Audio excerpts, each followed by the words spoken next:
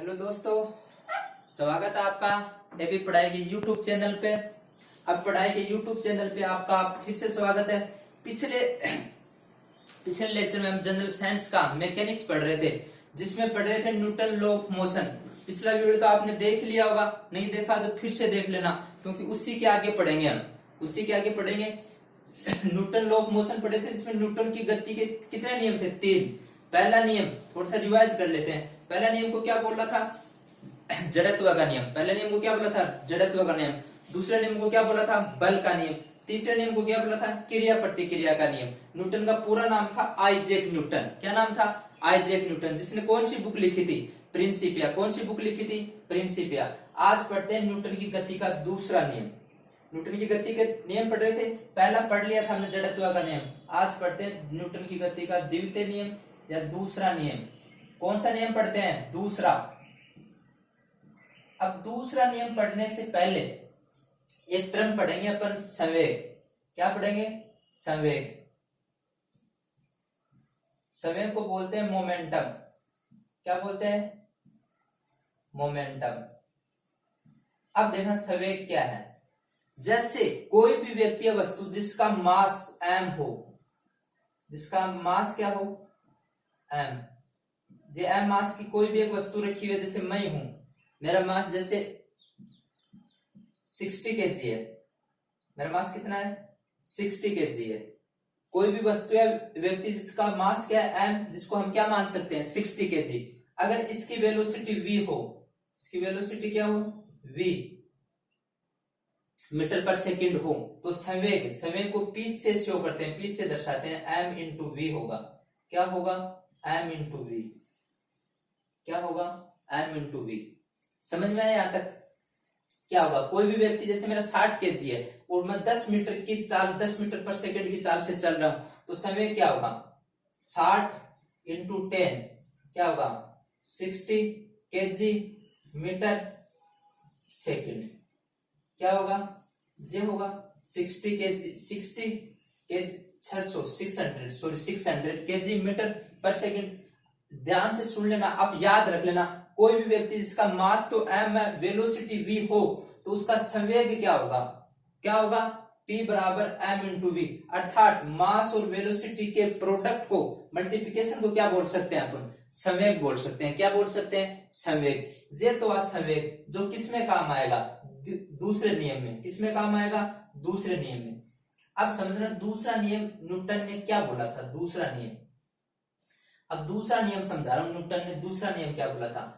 किसी भी वस्तु या व्यक्ति पर, किसी वस्तु या व्यक्ति पर लगने वाला बल, जो भी फोर्स होगा, क्या होगा? फोर्स डायरेक्टली प्रोपोर्शनल होता है, समानुपाती होता है संवेग, मोमेंटम में परिवर्तन की दर। संवेग में परिवर्तन की दर। ये न्यूटन ने बोला था दूसरे नियम की डेफिनेशन में। दूसरे नियम की डेफिनेशन में न्यूटन ने क्या बोला था? किसी भी वस्तु या व्यक्ति पर लगने वाला फोर्स, उसमें संवेग में परिवर्तन की दर। जहां दर आ जाए वहां डिवाइड किससे होगा? समय से। जहां दर आ जाए उसमें डिवाइड किससे होगा? समय से। अब संवेग में परिवर्तन, जैसे एक एग्जांपल लेता हूं। जैसे मैं हूं, या मैं हूं, मेरा वेट m मान लेते हैं। सॉरी, वेट नहीं, मास और वेट में फर्क होता है, डिफरेंस होता है, जो आगे पढ़ेंगे। या क्या है? मेरा मास कितना है? m। मेरी यहाँ इनिशियल वेलोसिटी क्या है? v इनिशियल मान लेता हूं, v इनिशियल मान लेता हूं, और मैं यहां से यहां पहुंच गया, यहां से यहां पहुंच गया। मेरा मास क्या है? m ही रहेगा। मास तो क्या रहेगा मेरा? जितना 60 kg है, यहां से यहां जाऊंगा तो भी 60 kg रहेगा, 60 kg रहेगा। v फाइनल हो गए। यहां से संवेग में परिवर्तन, तो संवेग p फाइनल निकालू। p फाइनल क्या होगा? m into v final. और p इनिशियल निकालू तो क्या होगा? p into v initial, m into v initial. यहां से संवेग में परिवर्तन डेल्टा p, अर्थात P F, P final minus P initial, कितना आएगा? m vf minus m vi। क्या आएगा? यहां से इस डेफिनेशन से मैं लिख सकता हूं फोर्स F डायरेक्टली प्रोपोर्शनल किसके होगा? संवेग में परिवर्तन कितना आ गया? m vf minus bvi upon v final upon t। क्या हो गया टी। अगर यहां से देखें, इसको इक्वेशन फर्स्ट मान लेता हूं, यहां से देखें तो एफ डायरेक्टली प्रोपोर्शनल, एम इसमें क्या हो रहा है, कॉमन आ रहा है दोनों में, यहाँ क्या आएगा V final minus V initial upon T time upon T. अगर आपने पढ़ा था पिछले एक्सेलरेशन क्या था, वेग में परिवर्तन, वेलोसिटी में चेंज, किधर रेट किसकी, वेलोसिटी में चेंज की रेट क्या थी, एक्सेलरेशन थी। तो इसको क्या बोल सकते हैं, इसको एक्सेलरेशन बोल सकते हैं। एफ बराबर सॉरी समानुपाती डायरेक्टली प्रोपोर्शनल। अगर यहां एफ बराबर प्रोपोर्शनल को उठाने के लिए कोई भी एक कांस्टेंट आएगा जिसका इस कंडीशन में मान कितना होता है, एक, कितना होता है एक, के का मान कितना है एक। तो एफ बराबर, यहां से एफ बराबर क्या आ गया, यहां लिख देता हूं, यहां से एफ बराबर, वापस समझना एक इक्वेशन तो क्या होगी, यहां से एफ बराबर क्या आ गया एम में, एफ बराबर एम में। पहला वापस समझना, बल किसके प्रोपोर्शनल है, संवेग में परिवर्तन की दर। संवेग में कितना परिवर्तन निकालिए, P final minus P initial, वहां से एफ का मान क्या आ गया, एफ बराबर एम में, इसलिए इसको बल का नियम बोलते हैं। यहां से समीकरण अलग अलग लिख रहा हूं मैं, यहां से इक्वेशन लिख रहा हूं, पहली इक्वेशन में यहां लिख रहा हूं F directly proportional M into V final minus V initial upon T, ये पहली इक्वेशन समझना। दूसरी इक्वेशन क्या आई थी, एफ इंटू एफ बराबर एम इंटू ए। इसने एफ के लिए डेरिवेशन, इसने एफ के लिए क्या कर दिया, फोर्स के लिए फॉर्मूला दे दिया, इसलिए इसको दूसरे नियम को क्या बोलते हैं, बल का नियम। क्वेश्चन आता है न्यूटन की कौन सी गति के नियम को बल का नियम बोलते हैं, दूसरे नियम को, कौन सा बोलते हैं, दूसरे नियम को। अब यहीं से बस आपको यहीं से कुछ समझाने की कोशिश करूंगा, इन्हीं दो फॉर्मूलों से, इन्हीं दो फॉर्मूलों से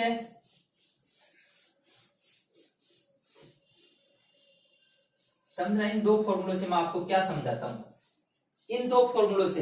एक तो एफ बराबर एम में, अगर किसी व्यक्ति, जैसे मैं हूं, मेरे मास को एस से गुणा कर दिया जाए तो क्या आ जाएगा, फोर्स आ जाएगा, क्या आ जाएगा, बल आ जाएगा। अगर मेरे मास को, अभी थोड़ी देर पहले पढ़ा था, वेलोसिटी से गुणा कर दिया जाए तो क्या आ जाएगा, मोमेंटम, संवेग। संवेग और बल में इतना ही फर्क है, एक जगह तो किससे गुणा कर रहे हैं, वेग से, एक जगह किससे गुणा कर रहे हैं, एक्सेलरेशन, त्वरण से। ध्यान से समझना, जैसे मैं यहां से आपको समझाने की कोशिश करता हूं, जहां वेग, यहां समझना एफ, अगर एम कोस्ट, सपोज करो वी मेरा कांस्टेंट है, मैं जिससे चल रहा हूं वी मेरा कांस्टेंट है, वी फिक्स है, टाइम भी फिक्स है, तो एफ डायरेक्टली प्रोपोर्शनल किसके हो जाएगा, एम के।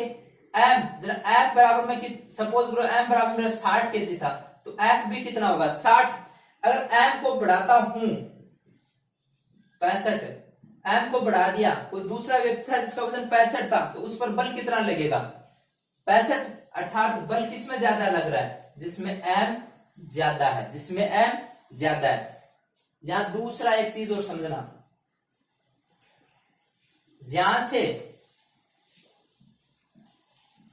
पहली कंडीशन लिख रहा हूं, अगर वेग समान है, वेलोसिटी क्या है सेम, या क्या बोल सकते हैं, अगर त्वरण सेम है, वेलोसिटी या त्वरण सेम है, क्या है, त्वरण सेम है, तो ये तो सेम हो गया, एफ डायरेक्टली प्रोपोर्शनल किसके होगा, एम के।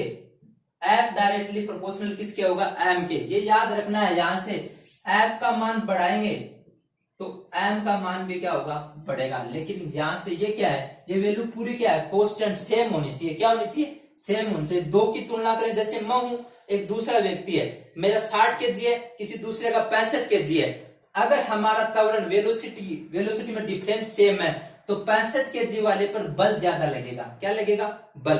और बल का मतलब क्या आता है, किसी व्यक्ति को धक्का देना, किसी व्यक्ति को धक्का देना, साधारण नॉर्मल सी भाषा में क्या बोल सकते हैं, किसी व्यक्ति को धक्का देना। अगर किसी व्यक्ति को धक्का जोर से दिया जाएगा तो उस पर लगने वाली चोट, उसको जो चोट लगेगी वो भी क्या होगी, ज्यादा होगी, वो भी क्या होगी। ये चीज आपको याद रखनी है। यहां से एफ ज्यादा होगा तो एम ज्यादा होगा, अर्थात जैसे कोई 60 किलो का व्यक्ति है और कोई 65 किलो का व्यक्ति है, तो समझना 65 किलो वाले व्यक्ति पर फोर्स ज्यादा लगेगा। यदि एक्सेलरेशन क्या है, सेम, फोर्स ज्यादा लगा तो उसको जो चोट लगेगी जैसे मैंने जोर से धक्का दिया तो उसको चोट क्या लगेगी, ज्यादा लगेगी।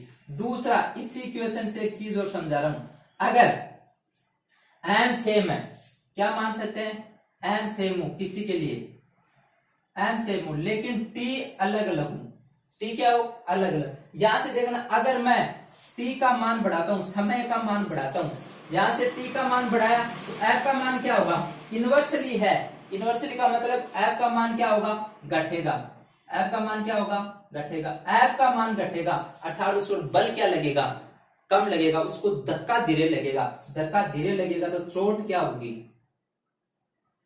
कम लगेगी, चोट क्या लगेगी, कम। ये दो चीज आपको याद रखनी है, याद रह जाएगा। अगर टाइम ज्यादा लगा, टाइम ज्यादा हुआ तो फोर्स क्या लगेगा, क्या होगा, कम लगेगा, कम लगेगा तो चोट क्या हो जाएगी, कम लगेगी, आपको लगने वाली चोट वो क्या होगी, कम। ये दो चीज याद रह जाएंगे। अब करते हैं दैनिक जीवन में एग्जाम्पल, जहां से आपको सीधा सीधा समझ में आ जाएगा। पहला एग्जाम्पल, यहां से मैं पहला एग्जाम्पल समझा रहा हूं, पहला यहां लिख रहा हूं, क्रिकेट देखा आपने, क्रिकेट, क्रिकेट में कैच करते समय, कैच करते समय हाथों को पीछे लाया जाता है, क्या लाया जाता है, पीछे लाया जाता है। अब समझना पीछे, अब क्वेश्चन क्या आता है, क्रिकेट कैच करते समय क्रिकेटर या कैच करते समय क्रिकेटर या फील्डर हाथों क्या लाता है, पीछे लाता है, क्यों लाता है, न्यूटन के दूसरे नियम से, क्यों लाता है, दूसरे नियम से। अब क्या होगा, जैसे जैसे इसने कैच, समझना, जैसे जैसे कैच स्टार्ट किया, कैच पीछे लाया तो उसने क्या बढ़ा दिया, टाइम बढ़ा दिया, यहां लिया, यहां से आने में उसको कुछ टाइम लगा, टाइम बढ़ा दिया। अब समझना, यहां उसने क्या बढ़ा दिया, टाइम, टाइम बढ़ा दिया तो उस पर लगने वाला फोर्स क्या होगा, उसके हाथों पर लगने वाला फोर्स क्या होगा, तो उसको चोट भी क्या लगेगी, कम लगेगी। पहला आंसर। क्वेश्चन आता है डायरेक्ट, कैच करते समय खिलाड़ी द्वारा हाथों को पीछे खींच लिया जाता है, न्यूटन के कौन से नियम का पालन करता है, दूसरे नियम का। कौन से नियम का पालन करता है, दूसरे नियम का। समझ में आ गया। दूसरा एक चीज और बताता हूं, लंबी कूद देखिए आपने, लंबी कूद, लंबी कूद कूदने के लिए कुछ जगह को खोद दिया जाता है। लंबी कूद जो प्रतियोगिता हो जाती है ना, उस जगह को खोद दिया जाता है। अब खोद दिया जाता है, खोदने से क्या होगा, जैसे कोई व्यक्ति भाग के गया, एक तो पक्के फर्श पे जा रहा है और वहां क्या खोद दिया गया, मिट्टी, क्या होगा, मिट्टी कंप्रेस होगी, नीचे जाएगी, क्या होगा, वहां कूदने के बाद क्या जाएगी, नीचे जाएगी, नीचे जाने पर वापस क्या हो जाएगा, समय बढ़ जाएगा, समय बढ़ जाएगा तो ऐप क्या हो जाएगी, कम हो जाएगी, चोट क्या लगेगी, कम। समझ में आया। पहला एग्जाम्पल, न्यूटन की कैच करते समय पीछे, समय बढ़ गया, समय बढ़ गया, बल कम, चोट कम। दूसरा, लंबी कूद रहे थे, जगह को खोद दी, खोद देने से कूदने के बाद जमीन क्या जाती है, नीचे, मिट्टी जाएगी नीचे, नीचे जाएगी तो क्या होगा, टाइम बढ़ेगा, टाइम बढ़ेगा, फोर्स क्या हो जाएगा। तीसरा एग्जाम्पल, एक पक्का फर्श है, फर्श समझते हो ना, दूसरा कच्चा फर्श है। अब मैं कूद रहा हूं, जैसे मैं जहां खड़ा हूं ये पक्का फर्श है, इस पे कूदूं, तो इस पे कूद रहा हूं, जैसे मैंने पैर का झटका मारा इस पे, यहां एक कच्चे फर्श पे मारता हूं, कच्चे फर्श पे क्या होगी, मिट्टी होगी, तो मिट्टी पक्का फर्श तो नीचे नहीं जाएगा, लेकिन कच्चे फर्श पर क्या हो जाएगा, टाइम क्या हो जाएगा, बढ़ जाएगा, टाइम बढ़ जाएगा तो फोर्स क्या लगेगा, कम लगेगा, फोर्स कम लगेगा तो चोट क्या लगेगी, कम। क्यों, कच्चे फर्श को टाइम क्या हो गया, बढ़ गया। अब क्वेश्चन आता है, कच्चे फर्श पे कूदना आसान है या पक्के फर्श पर, तो आप किस पर कूदना आसान है, कच्चे फर्श पर। किस पर, क्योंकि वहां टाइम क्या हो जाता है, बढ़ जाता है, टाइम का जो डिफरेंस है वो क्या हो गया, बढ़ गया सॉरी, टाइम डिफरेंस बढ़ गया तो ऐप क्या हो गया, कम, तो लगने वाली उसको जो चोट लगेगी पैरों पर वो क्या हो जाएगी, कम। चौथा एग्जाम्पल, आपने देखा कराटे वाले खिलाड़ी, जो आपने कभी मूवी में देखा हो, बर्फ की सिल्ली रखी है या किसी को तोड़ना हो तो वो हाथ का अचानक से झटका देते हैं, झटका दिया, अचानक किसी बर्फ सिल्ली पे मारी, समझना, जैसे ये बर्फ सिल्ली, इसको अचानक से मारते हैं। अचानक से मारने का मतलब समझना, कराटे वाले खिलाड़ी कराटे वाले खिलाड़ी बर्फ को आसानी से तोड़ देते हैं। अब क्वेश्चन ये आता है, कराटे वाले खिलाड़ी बर्फ को आसानी से तोड़ देते हैं। किसको तोड़ देते हैं? बर्फ को आसानी से। क्यों? जैसे उसने इस पर झटका, वो फोर्स लगाते हैं, तुरंत हाथ उठा लेते हैं। क्यों लगाते हैं, हटाते हैं? क्योंकि वहां तुरंत हाथ हटाने से उसका जो समय अंतराल है, उसका समय अंतराल क्या हो जाएगा? कम हो जाएगा। समय अंतराल अगर कम हो गया तो उस जो बर्फ रखी है उस पर जो फोर्स लगेगा, वो धक्का लगेगा, वो क्या लगेगा? जोर से लगेगा। उस पर फोर्स जोर से लगेगा। हाँ, उसको चोट ज्यादा लगेगी उस टाइम के लिए, लेकिन फोर्स ज्यादा लगने से वो बर्फ क्या हो जाएगी? टूट जाएगी। क्या हो जाएगी? टूट जाएगी। आगे क्वेश्चन आता है, कराटे वाले खिलाड़ी, कौन से खिलाड़ी? कराटे वाले खिलाड़ी बर्फ पर अचानक से मारते हैं और तोड़ देते हैं। अचानक से मारते हैं, तोड़ देते हैं। कौन सा नियम? दूसरा नियम। अगर इसी का विपरीत क्वेश्चन आ जाए, समझना, बर्फ है, बर्फ की सिल्ली, अगर वो हाथ नहीं उठाए, वहां हाथ रखे तो हो सकता है बर्फ नहीं टूटे, क्योंकि वहां समय अंतराल क्या हो जाएगा? बढ़ जाएगा। तो लगने वाला फोर्स क्या हो जाएगा? कम हो जाएगा। क्या हो जाएगा? कम हो जाएगा। इसका उल्टा भी पूछ सकते हैं। 4 एग्जाम्पल, एक एग्जाम्पल और देखना, 5वां एग्जाम्पल। 4 एग्जाम्पल याद रह जाएंगे?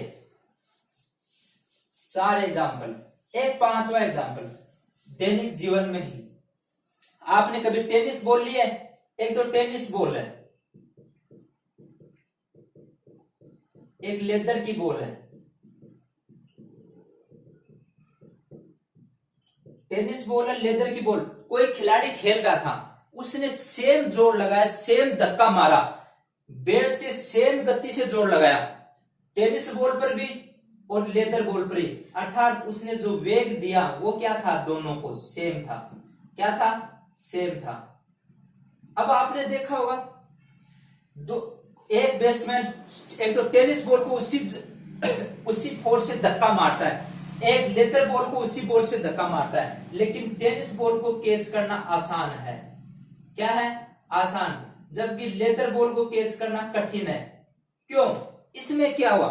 इसमें क्या हुआ? वेलोसिटी तो सेम है, इसका weight sorry mass, tennis ball में जो मास आता है वो क्या होता है? एम कम होता है। एम कम होगा तो एफ भी क्या होगा? कम। तो लगेगी चोट भी क्या होगी? कम। लगने वाली चोट भी क्या होगी? कम। लगने वाली चोट भी क्या होगी? कम। अब दोस्तों, न्यूटन की गति के दूसरे नियम से कौन कौन से क्वेश्चन पूछे जा सकते हैं? पहला नियम, न्यूटन की दूसरी गति को क्या, दूसरे नियम को क्या बोल सकते हैं? बल का नियम। क्या बोल सकते हैं? बल का नियम। पहले उसकी डेफिनेशन पूछी जा सकती है। दूसरा क्वेश्चन, डेफिनेशन क्या होगी? किसी वस्तु या व्यक्ति पर लगने वाला फोर्स संवेग परिवर्तन की दर के क्या होता है? समानुपाती। क्या होता है? समानुपाती। यहां से संवेग की डेफिनेशन आ सकती है। जैसे मैं हूं, संवेग क्या होगा? मोमेंटम क्या होगा? मेरा मास और मेरी वेलोसिटी, वो दोनों को क्या कर देना है? गुणा कर देना है। यह क्या होगा? संवेग। और संवेग परिवर्तन से एक फॉर्मूला निकालना था, F बराबर m में। पूछा जा सकता है F बराबर m में फोर्स का फॉर्मूला क्या होता है? m इंटू ए। जैसे मेरा 60 kg है और मेरा एक्सेलरेशन जैसे 2 मीटर पर सेकंड स्क्वायर है, तो 60 इंटू 2, मेरे पर बल कितना लगेगा? 120। कितना लगेगा? 120। अब दूसरा क्वेश्चन, अब देखना, अगर समय अंतराल, टाइम डिफरेंस बढ़ाते हैं तो क्या होगा? फोर्स कम लगेगा। फोर्स कम लगेगा तो लगने वाली चोट भी क्या होगी? कम। इसके कौन कौन से एग्जाम्पल पढ़े? कैच करते समय पीछे लाएगा, टाइम बढ़ा, फोर्स कम, चोट कम। उसके बाद एक लंबी कूद कूदते हैं तो जगह को खोद दिया जाता है। क्या कर दिया जाता है? खोद दिया जाता है। टाइम अंतराल बढ़ा, फोर्स कम। उसके बाद कच्ची फर्श और पक्की फर्श, कच्ची फर्श नीचे जाएगी, टाइम अंतराल बढ़ा, टाइम डिफरेंस, टाइम अंतराल बढ़ा तो क्या होगा? चोट कम लगेगी। उसके बाद एक और पढ़ा था, कराटे वाला खिलाड़ी, जो बर्फ तोड़ने वाला खिलाड़ी है, अचानक से जोर से मारता है, क्योंकि वो टाइम को क्या करना चाहता है? कम। उसको पता है टाइम कम करूंगा तो फोर्स क्या लगेगा? बल क्या लगेगा? ज्यादा लगेगा, आसानी से टूट जाएगी। इसके बाद एक टेनिस बॉल और लेदर बॉल। टेनिस बॉल, अगर बल्लेबाज ने सेम गति से शॉट मारा है, सेम गति से वो मारा है बॉल को, फिर भी टेनिस बॉल को आसानी से कैच कर लेते हैं, जबकि लेदर बॉल को आसानी से कैच करने में कठिनाई होती है, क्योंकि टेनिस बॉल का एम क्या होता है? कम होता है। टेनिस बॉल का क्या होता है? एम क्या होता है? कम होता है। दोस्तों, ये न्यूटन की गति का दूसरा नियम मैंने आपको अच्छे से समझाने की कोशिश की है। अगर फिर भी इससे रिलेटेड क्वेश्चन बनाना, फिर भी आपको, वैसे तो हमारे टेलीग्राम चैनल पर, अब पढ़ाई के टेलीग्राम चैनल पर आपको क्वेश्चन उपलब्ध करवा दिए जाएंगे, कंपटीशन लेवल के सारे क्वेश्चन दिए जाएंगे, उसके आंसर भी दिए जाएंगे। फिर भी आपको कोई डाउट हो तो नीचे कमेंट्स में बताएं, सर इस न्यूटन की दूसरी गति के नियम में ये डाउट था, पहले वाले उस वीडियो में ये डाउट था। हम आपके डाउट को पूरी तरह से सोल्व करेंगे आगे वाले वीडियो में। आगे वाले वीडियो में या किसी भी तरह टेलीग्राम के थ्रू या ईमेल के थ्रू या कांटेक्ट करके आपकी सारी प्रॉब्लम को क्या किया जाएगा, सोल्व किया जाएगा। थैंक यू दोस्तों। एपी पढ़ाई के साथ, अब पढ़ाई के साथ आप बने रहें, ऐसे ही आपका साथ देते रहें। Again thank you.